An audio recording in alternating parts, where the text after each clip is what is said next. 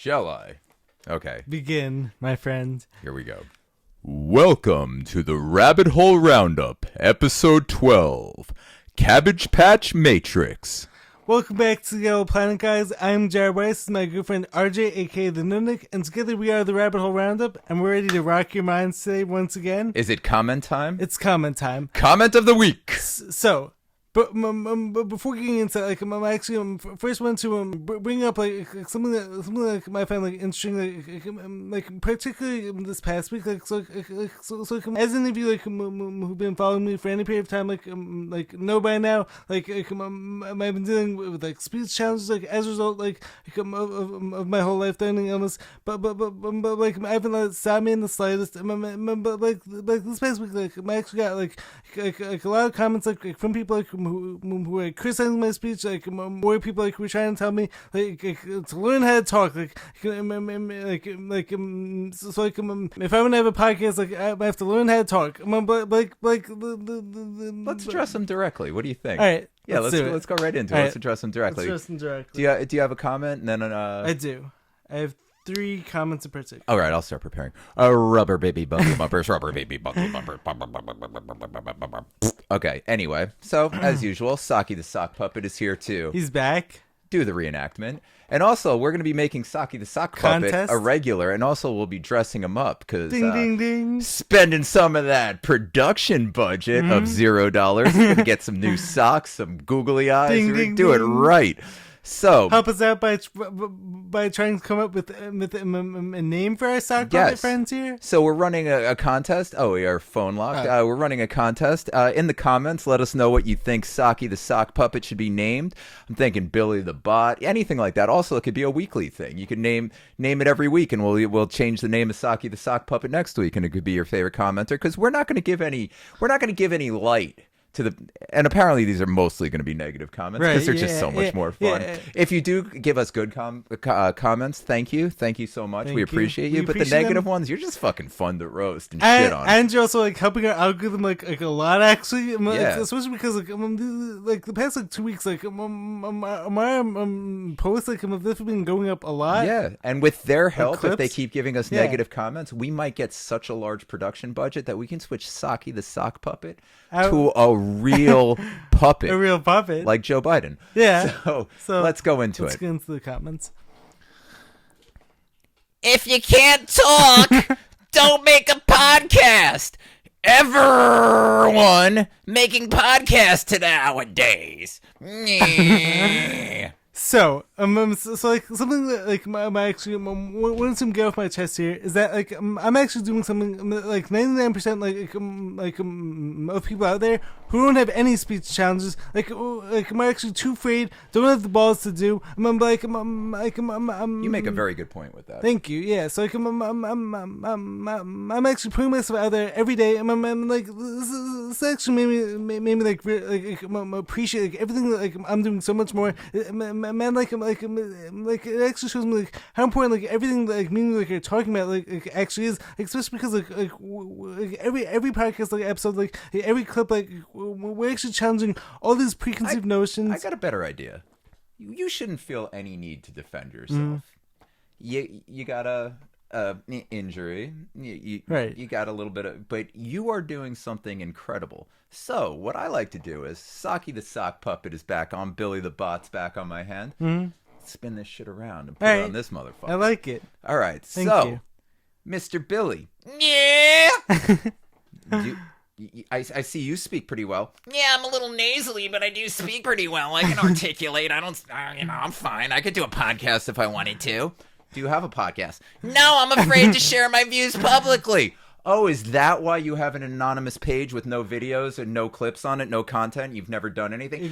Yeah, I just like to consume and criticize. I don't do anything for myself, so you better learn how to speak as well as I do, so that way when you do speak as well as I do, you can do fuck all with it and just sit at home on your phone commenting negative shit to people who are actually chasing their dreams and doing positive things. Exactly. Thank you. Good. So, now you can fuck off. Yeah, it's my other thing. But keep commenting. Yes. Like, honestly, anything that anyone says to me when it comes to my speech isn't gonna stop me from speaking, and it's not gonna stop me from carrying out my whole mission. I'm honest, clothing is anything. It should rev you up and keep you fired. Yeah, you're doing fucking awesome Thank shit. you. Yeah, I appreciate that. It means a Hell lot yeah. to me. I'm also I've actually gone this incredible place over the past few years. You're killing it. Doing this podcast has actually helped me has honestly helped me so much. When it comes to stopping judging myself, I've actually gone to this incredible place where I honestly love I love myself. I love the way I sound. And so anyone else out there who's not able to appreciate someone with the courage to not only speak about some of these hard truth topics. Love is courageous. Of course you love yourself. You're courageous enough to do this. I mean, even with the best of speaking voices, you could have the movie phone voice. You could do whatever. You could articulate. You could have a voice for radio. Endlessly well-spoken, and it's still intimidating to share your thoughts, especially on stuff that people get so butthurt about. These are topics. Anytime you encourage someone to think outside the box and challenge conventional thinking, and especially about topics that their friends and family will get all beep, beep, beep, beep, how dare you challenge my thoughts? Speaking of that actually makes everything me and you were talking about that much more pivotal to be having this conversation, especially because clothing is not everyone is ready to have these talks. So keep in mind the other day I stumbled upon this TikTok page meanwhile this one guy was pouring beers down his pants and meanwhile this page was getting thousands of views, all that stuff. But every comment was all positive. But meanwhile, me and you, we're actually genuinely trying to help people and genuinely challenging people's thought processes, challenging everyone's preconceived notions. Probably 70% of our comments are negative, hateful stuff. But meanwhile, this guy's pouring beers down his pants, he's getting nothing. But it's actually helped me realize how everything we're talking about is just that much more important. Even if what we were talking about wasn't important, right? Hey, people who have a problem with it, it's the internet. If you don't like us, I'm sure there's plenty of other. It's the internet. If I want to start a fucking beer down your pants, If I want to start a podcast where I fart in mason jars, seal them up, and then a week later I open them up, breathe them in on camera, and just try to describe the bouquet of the scent of my week-old farts inside of a mason jar. The only reason I wouldn't do it is because it's probably done ad nauseum, on the internet. Because on the internet you could do. It's the dumbest whatever shit you ever. want. So if you don't actually, you know what? I don't even know why we're justified. Just please keep talking shit. Yeah. Please keep giving us negative comments and plus give us good comments. But I love the negative. I want the negative. What, we got another one? We actually have 2 or 3 more of these comments. Oh, sure. Okay, let's see. Our friend has to come back on. Yeah, let's put another sock puppet on. Okay, let's see if this person has a real account. Oh, it's a screenshot. Should I go to TikTok? Who taught you? Oh no. Oh, excuse me. Oh, I can't. That's right. I can't read. Let me try this again. Were you taught how to read? Nope. I never learned how to read. Sorry. You must live in Oregon. I do live in Oregon. Now they just hide the things they don't want you to read. Actually, that was a good comment. I don't mean to bother you. Actually, thank you. That's actually a great comment. You're spot on. They do hide the things they don't want you to read. Yeah. Here we go. Max agrees with Liam. Oh, good one. Were they taught how to read? I don't think this guy was taught how to read either. We're so clever. We're so my clever. God. Keep commenting though, because like all you guys doing is just revving me up, making me want to speak more. And Help us with the algorithm. Wait. I want a real production budget. This is just like a shitty sock with eyes drawn on. I want a real sock speaking bucket. of it, like somebody actually told me to shut up, like in my comment section. That's the beauty of the internet. Yeah, like, you know what? I'm not going to shut up for any of you. So you know the beauty of deal this with is, it. though? Like, people, I don't know why people take anyone fucking seriously. I don't get it either. Like, and I guess, because we were going to talk about, like, the bullshit of love and, like, the misconception of love. And actually, I think that's a great rabbit hole to start, like, exploring and diving down. Let's do it. Is because I think society has manipulated our view on love and what we think love should be, all this. So, like, why do we care what anyone thinks about us? Right. Like we should, as long as you're not doing anything awful, and we're not doing anything awful. Like, not at all. Who gives a shit? Like, and I don't even know why we feel the need to justify. Like, like when we get like criticized for any reason. Like that's been something that's been on my mind so much lately. And I'll get to love as usual. Right. Yeah. Like quite the tangent. Tangents. Yeah. Always. Non sequiturs and tangents. That's what we're known for. So like. Why justify? Why explain? Why do anything? It should just be like, it's interesting. I didn't do anything wrong. Fuck you. Yeah, but like it's definitely interesting. Like what is it like goes in inside of like all of our heads, like so as soon as like some people like will actually respond like harshly like whenever someone like judges them, but like what is it like inside my head like it almost like feels like the need like to justify like what I'm doing.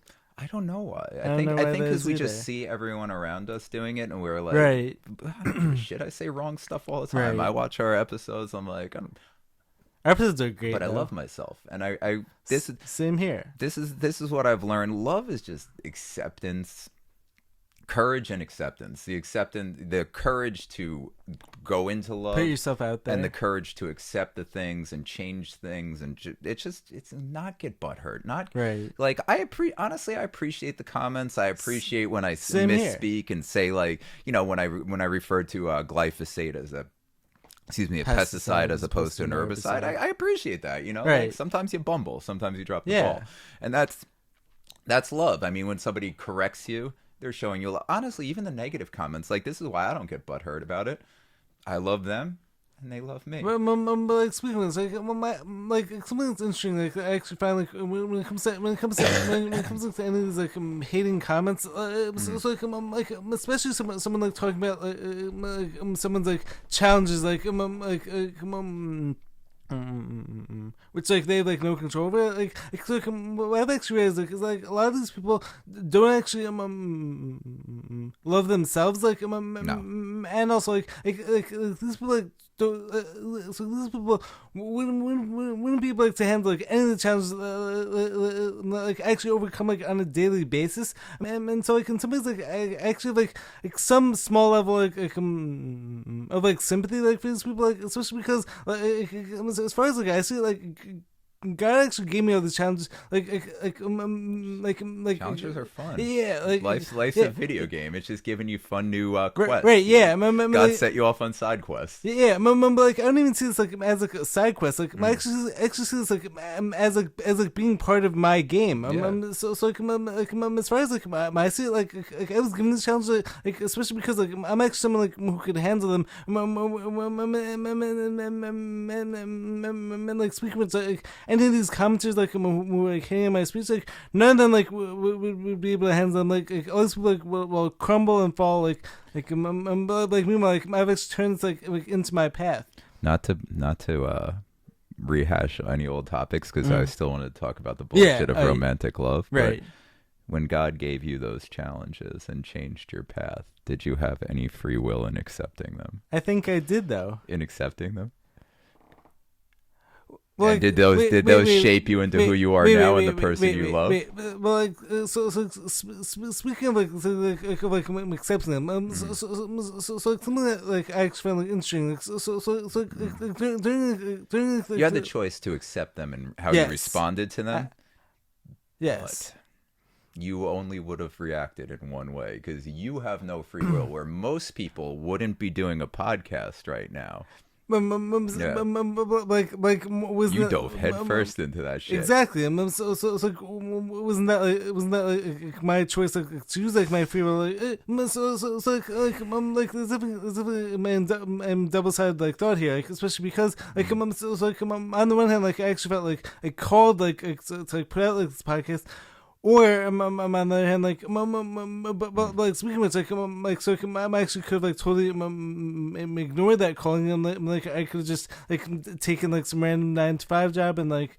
So I'm glad you said that you had the choice to ignore the calling. So that's always what I came down to with free will. That if you want to follow the calling and answer the calling, you have no free will because you have to go in only one direction. And a lot of times the direction's really counterintuitive. You always have the option of free will. You can follow your calling and find your way to heaven, or you can live in self-service and, do what you think is the right thing to do and find yourself in hell with the deal with the devil, getting fucked royally. There's definitely an interesting side. How'd you end up being a podcaster? Well, like because like my search here like other people like doing similar stuff like and then like my search feel like I'm called like to do so and then like I took it upon myself to dive head. That's a good point though. But even when we're called to do things, so all right, we'll put the love thing on the back burner. So when we're called to do things, right? Mm-hmm. Like not everyone's called to do those things. Why are you called to do those things? Why isn't? I mean, like, listen, there's a lot. Everyone's called to be an influencer, right? But not everyone wants to be a podcast. Not everyone wants to do like basketball videos. Mm-hmm. Like, why do you lift the way you do? Why do you end up in all those particular things? So like some of it like could be like my prior like programming.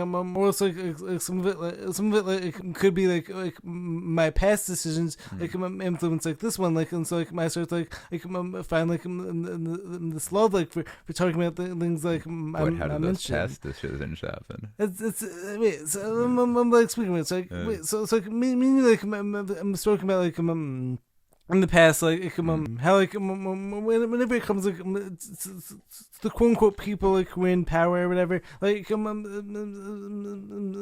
like you even said to me how like you actually fully believe like in our God, like you also like fully believe I fully believe in their God, but I wouldn't consider their God to be a God. I'd consider it to be a higher dimensional being that passes themselves off as a god because they're a higher dimension than we are. So speaking of which, like, but I consider God as oh, you know what? There's a good question. Wait.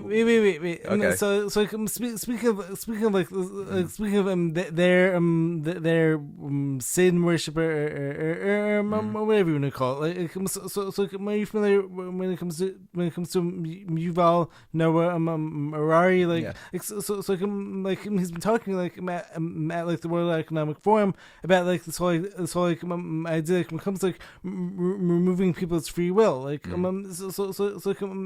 would you associate like one with the other? You know what I mean? It's just typical. Again, I hate to use the Luciferian shit, but it's typical "do as thou wilt" bullshit. Like define and control life, control the world. Because when he says removing free will, like. He's saying making them do what he wants and what the people around him want to do. And like that's literally just removing their ability to choose. But at the end of the day, it doesn't matter because it's like it's the same thing. Like, let's say we're living in a simulation. So there's got to be layers to this. So if we are living in a simulation, then whoever created this simulation, are they also in a simulation? Who created them? So even if like... let's say we are living in a simulation created by hypothetically Elon Musk, whatever. We'll just use Elon Musk because like just because we've talked about him before with the possible Antichrist and all this.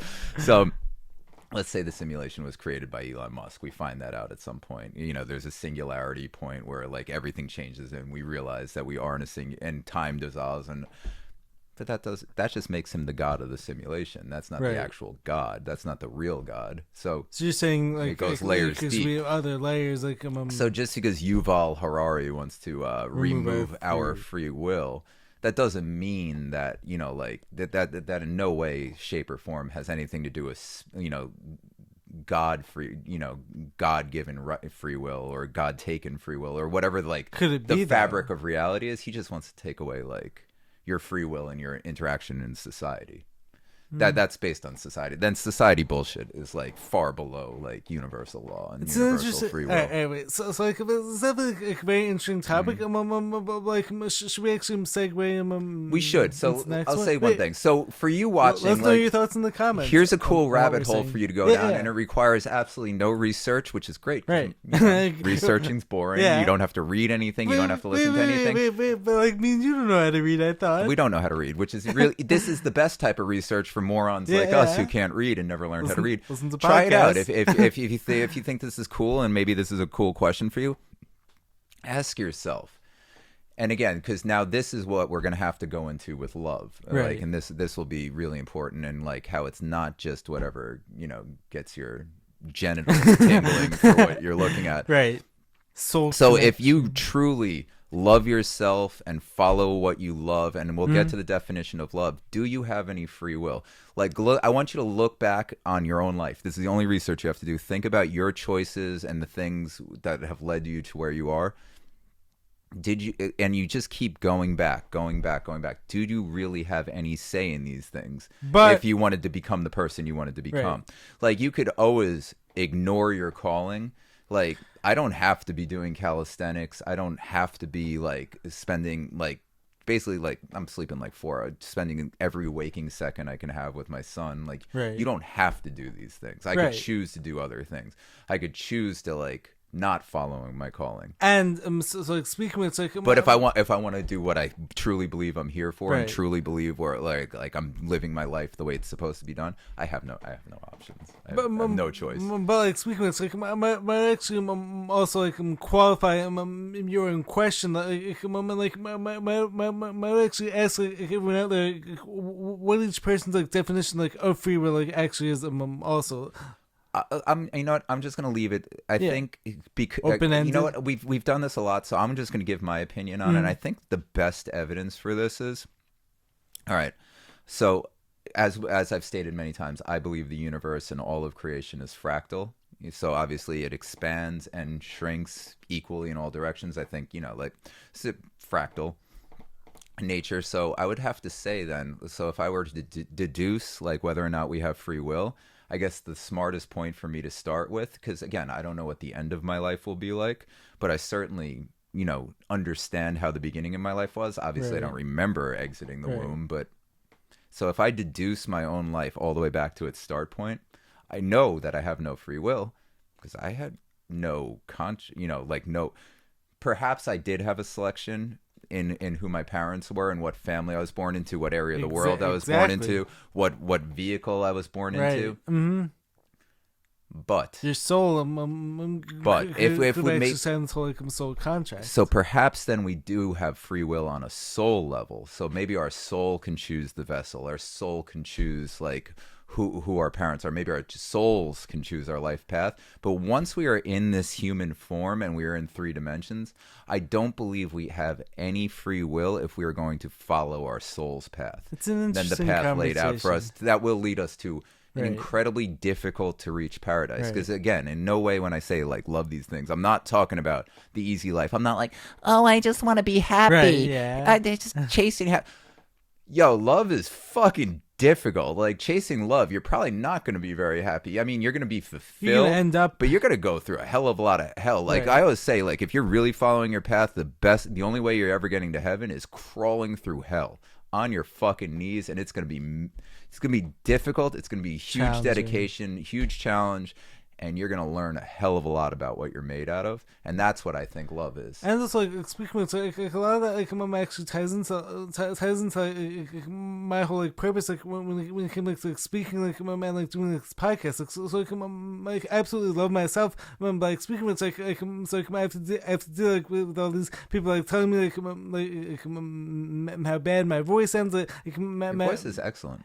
Thank you. And I think the less you think about it and the more you confront it, I think the better it is. Because even now, just you speaking about that, you said that incredibly clearly. Thank you. There were no likes, there were no pause words, nothing like that. You went with it. And I think I think the more we think about these things, the more we judge. I think the idea is just to escape it all. Don't worry about all these people. Don't worry about the simulations in there. Don't worry about the caricatures.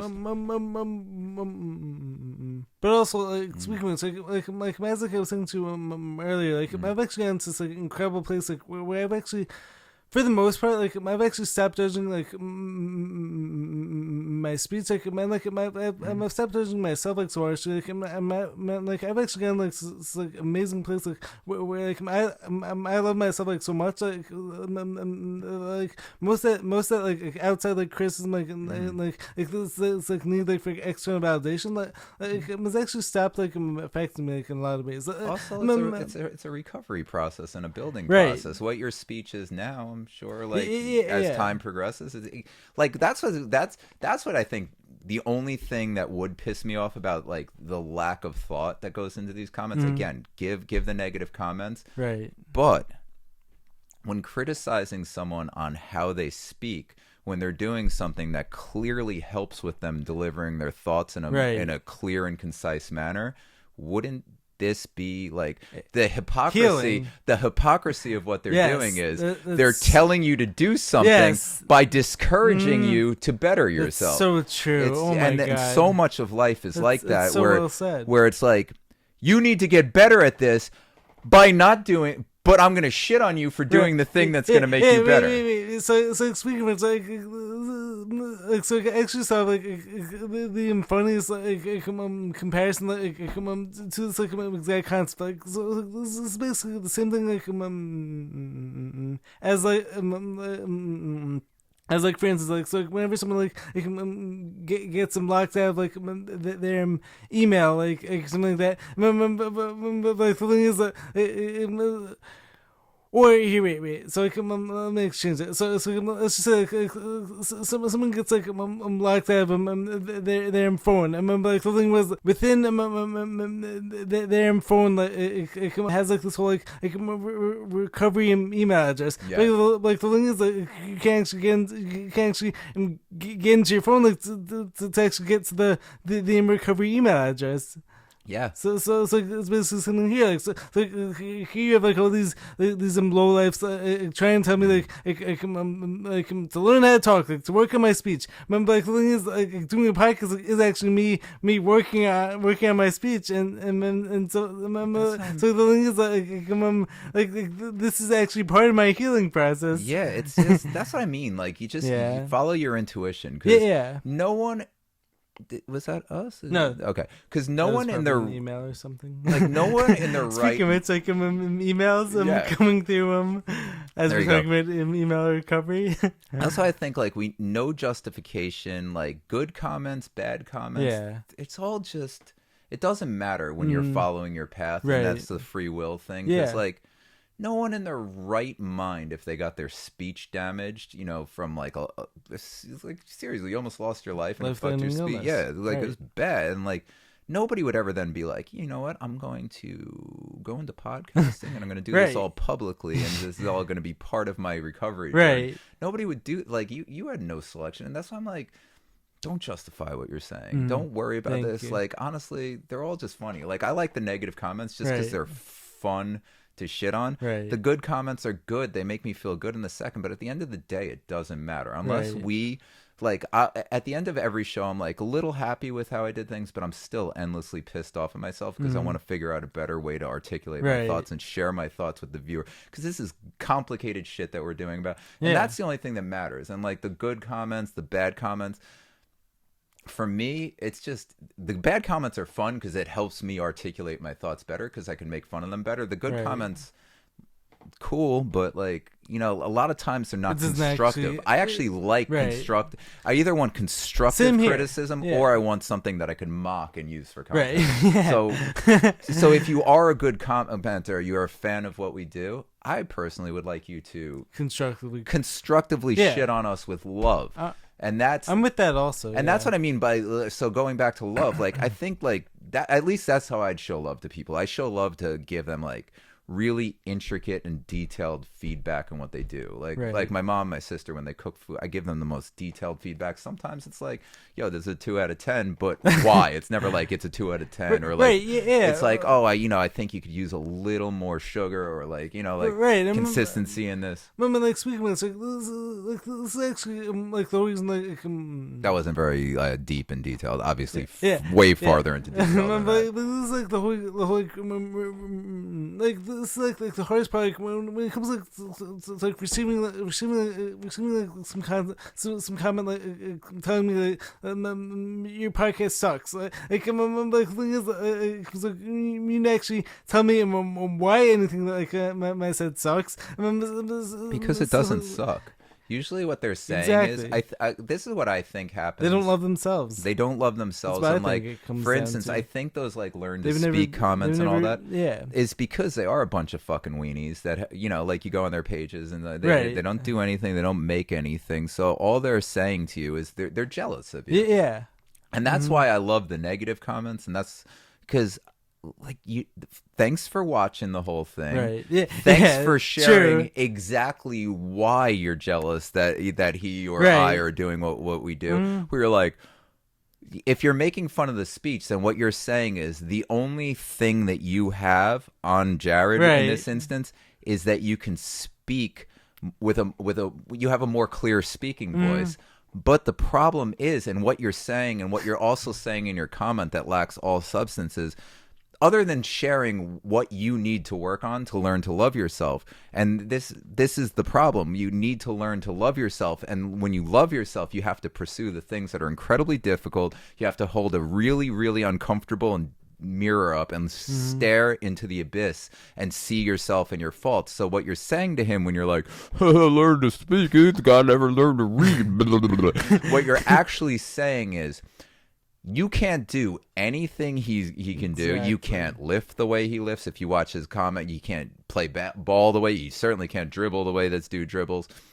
And you can't have an interesting hour-long session once a week where you articulate and share really difficult to not only difficult to speak and put into words and make so that the viewer can understand, but also just difficult to do anyway, because you know your family can get mad at you, your loved one, your friends, your work. Like there's ramifications in today's society for the things that we're saying and you're saying, and really all these weenies are saying is like, but I have a clear speaking voice, but I just have nothing to fucking say with it. I have nothing to offer. So when I see those comments, all I'm thinking is like, thank you. I love you. Thank you for giving us your attention. And thank you for saying that you approve of what we're saying and that all you're really saying is you can speak better, but you have nothing to say. So what you'd want to do is, and what I encourage you, if you ever want to love yourself and be loved, because I'm guessing you're loved. I'm loved. People who do really go through the hard shit, love is never hard to find. You will have a wealth of love. Yeah. These poor people that have nothing to say but hate and all that. Right. Just turn that shit around. Put yourself through the crucible. Put yourself through the fire. You know, have something to say. Live a life that's difficult. Go through some hardships. You know, almost die a few times. Right. Like, say some shit that your family might get disown you for. Right. Say some shit that might get you fired. Get some real experiences. You know, rather than watching Netflix Challenge or jerking yourself. off to Pornhub. Cornhub, rather than spending all your time on Cornhub and Netflix. I don't know, like, just learn. Challenge and then when you yourself. learn some stuff, try to unlearn what you've learned. And then once you've unlearned what you learned, then try to re-educate yourself through your own experience as opposed to what you've learned from others. Right. And then whatever you've learned from your own experience, try to share that with others and then learn from that. And pretty soon you'll love yourself, and rather than telling someone learn how to talk, you can use that perfectly well delivered speaking voice and actually have something interesting to say and no longer be jealous of others. It's also like so interesting, like how like people choose to actually spend their energy like time like hanging out in these low vibrational states and just like criticizing others. I actually feel like a lot of this is actually about avoiding judging their own choices, so instead of that, they actually choose to judge you.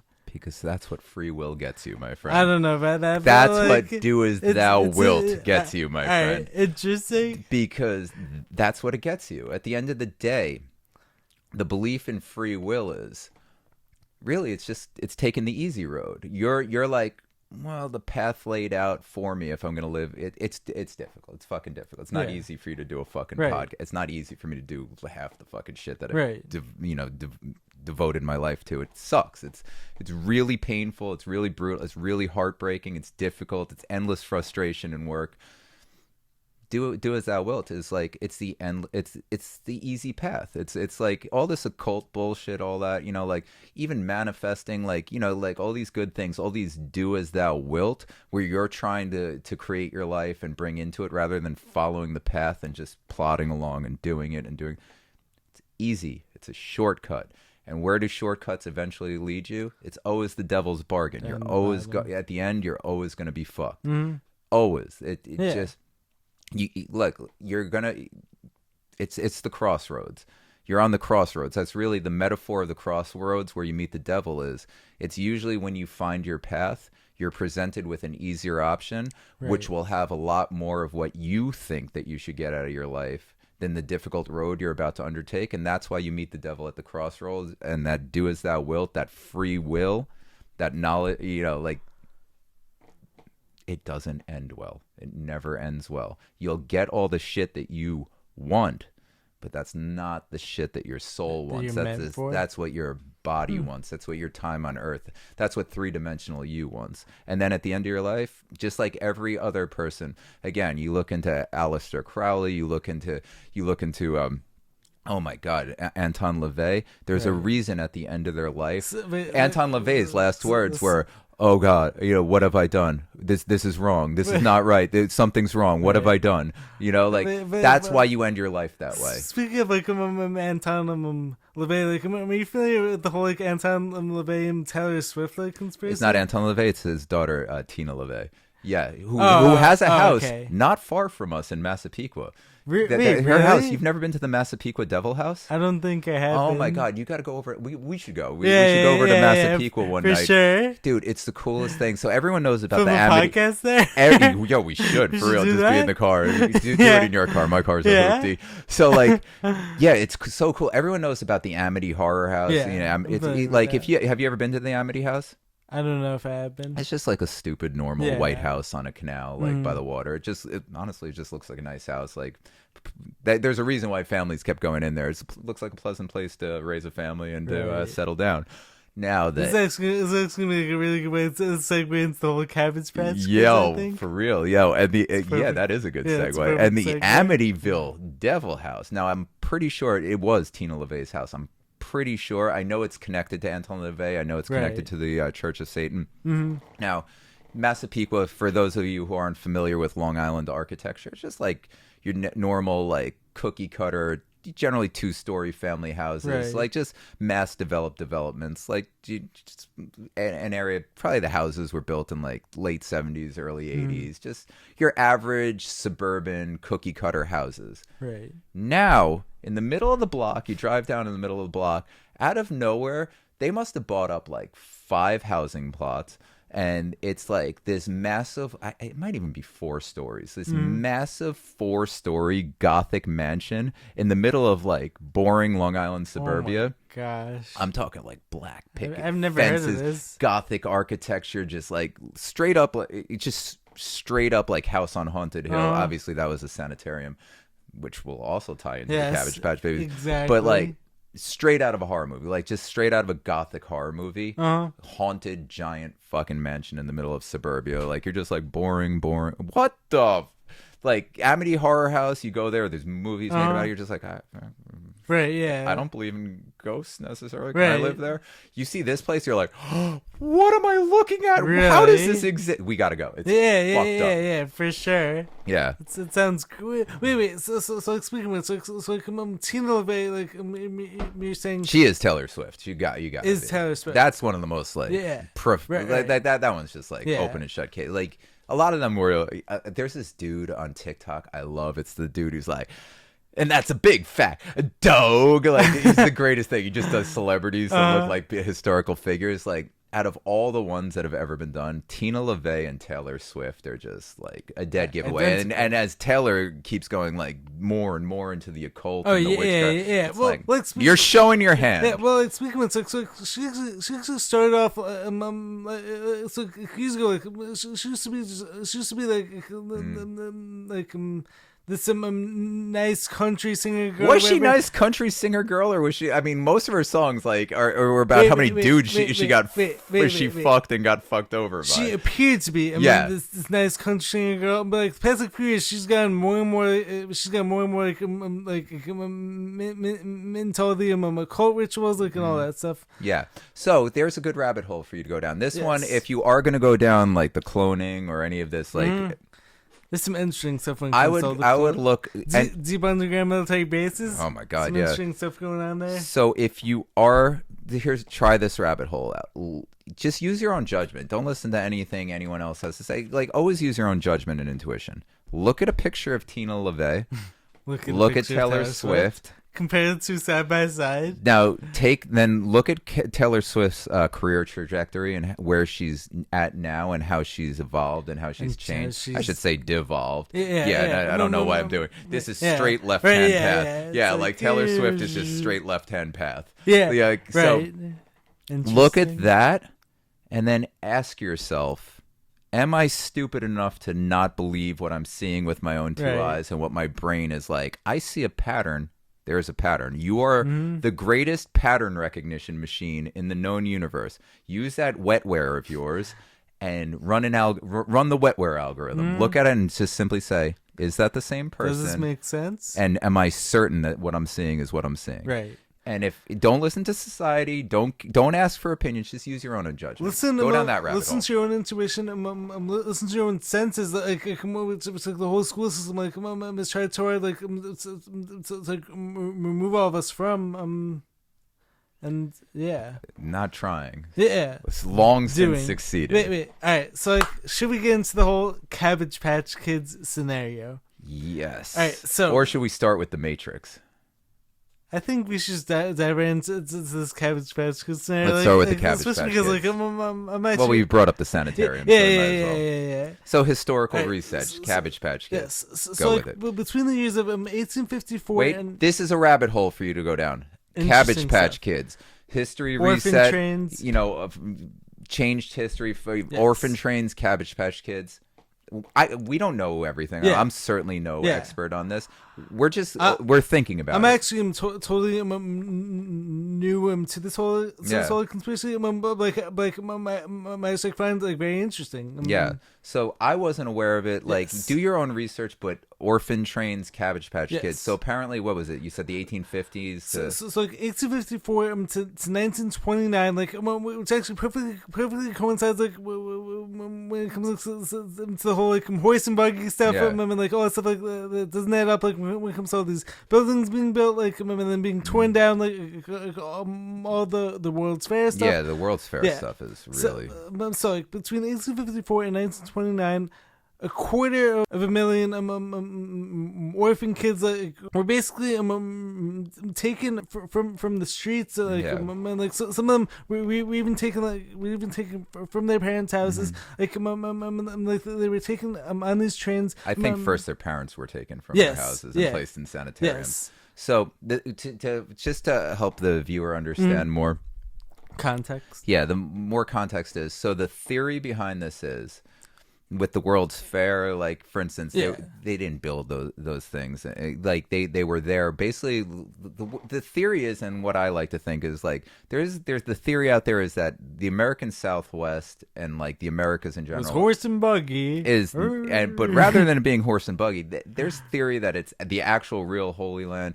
That all these cities I've heard existed. that also. LA was a really big one for me because I knew all these other cities and all that, but like, and specifically the LA sanitarium, like the sanitarium hospital that they had, like, I mean, it was just founded, like and they were just starting to build, and barely anyone lived there yet, but they had these massive structures that it's like, who the fuck did you? Who built all these? Forget who did you build these for? Like, where did you even find the manpower to build this stuff? Yeah, like, by today's standards, they didn't even have enough of a population to build by today's standards. So you're telling me in the early 18, like, how did you build this? Yeah, so to build one of these structures, like according to them, it only took 2 years to build this. Well, that's the World's Fair, but I was talking about LA. But what did they have? They had a big house. So the idea is they had all these ancient structures of an advanced civilization that no longer existed. And I like the best thing for the mud flood now is I didn't realize is that crazy seismic activity and earthquake activity will actually turn dirt into liquid from all the shaking and will sink structures. I thought that was fascinating. So it doesn't actually have to flood. Seismic activity can do a dry flood, essentially. Also, speaking of like the whole seismic activity, so I actually heard something really interesting like the other day. Like I actually never thought of so it's like when it comes to the size of tectonic plates, plates are flat. Yeah. Oh, that's a good point. Yeah, that's a good point. Plates well, are actually, flat. you can. Well, plates can. No, but like, the thing is, plates can't curve. Like, it's not possible to have these giant tectonic plates that like curve like into like this globe shape. Yeah, whatever. Plates, I'm not even playing the globe thing anymore. It just doesn't even matter because at this point, like the Earth is just whatever you think it is. Like if you want to think it's round, cool, it's round for you. I don't give a fuck. You want to think it's flat, cool, it's flat for you. I personally think it goes on forever, and I think so anything too. that goes on forever is shapeless. I think it's all consciousness and thought anyway. So whatever I really think, whatever the fuck you think it is just as provable as whatever science lies about. So wait, I didn't articulate this. So blah blah blah. It's just World's Fair. All the ancient, not ancient, but all the Tartarian architecture of the 1800s, early 1900s that has been replaced and modernized. Yeah, it's just it doesn't make sense. Anyone who's in this is just like I'm in this. How the fuck did they build these things? I have no idea. Yeah. So the idea is that during the time of the Cabbage Patch Kids, the orphan trains. The theory is, and look at these like ancient, these classic sanitariums and mental institutions. Right. They're fucking gigantic. Yeah, they're huge. So like they were they were packing people, and the theory is that the people who didn't want to go along with the narrative of like the reset and like like the civilization they were removed from their kids and sent to the sanitariums. And speaking of it's like the 250,000 new kids who actually went aboard these orphan trains. Yeah, could these kids have been part of like reestablishing this whole new world? Like, well, how else do you sell a new world with people that never experienced the old world and have no thoughts on the reality that they grow into? And furthermore, like could all these kids easily have been like brainwashed like during this time? Do they even have to be brainwashed? There's nothing to watch. Probably not. Their brains were being constructed by the people of the time. You see, the adults that they could, programmed, exactly. So the adults that they couldn't brainwash, the theory is that they ended up in the sanitariums and lobotomy was a very, very prevalent practice at the time, as were all the other awful this whole things conspiracy going. Is so like dark. Yeah. Wait, if you want to go down a really good, so interesting. If you want to go down a really good non-conspiracy theory, just look into the history of psychological medicine, psychiatric care and like mental institutions, what they've done in there. And also, there's a reason why it's a common theme in horror movies. And also, like, speaking of like all of the MK Ultra experiments, like all so like a lot of those experiments experiments like where actually carry out like in these mental institutions, like and like in all these psychiatric wards. So like a lot of these people were actually dosed with like incredibly high doses like of LSD. I mean, like a lot of these people like end up dying, like and also like a lot of them like end up going crazy. And like keep in mind, this is actually happening like during relatively recent times, like this was 60s, 70s. 70s. Also, like, this is a conspiracy theory podcast. They were like, okay, I get it, like the Cabbage Patch Kids, the Orphan Trains, the reset of history, you know, like, that is a conspiracy theory. Why the fuck is MK Ultra still being treated as a conspiracy? I Nope, that really happened. The government admitted to it. The documents are declassified. And that's something that needs to be taken off the conspiracy list and actually dealt with. And like the ramifications of this are so fucking massive. Far-reaching. It needs to be looked into. It needs to be discussed on a mass scale. Because right then and there, the government is openly admitting to trauma-based mind control on the American people, on unwitting people, why were they doing it? To then use it on the American people and through trauma control the population to the point where we're on a 24/7 news cycle of just nothing but trauma and fear. Right. So like everything is all killing, murder,